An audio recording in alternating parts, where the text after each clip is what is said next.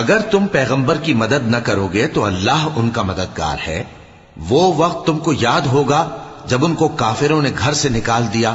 اس وقت دو ہی شخص تھے، جن میں ایک ابو بکر رضی اللہ تعالی عنہ تھے، دوسرے ہمارے پیغمبر صلی اللہ علیہ وآلہ وسلم۔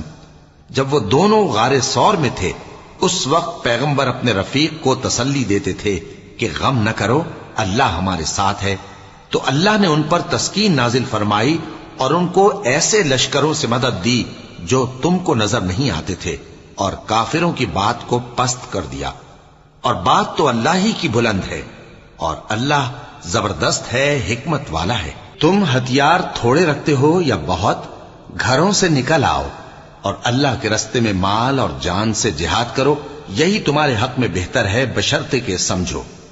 اگر مال غنیمت آسانی سے حاصل ہونے والا اور سفر بھی ہلکا ہوتا تو یہ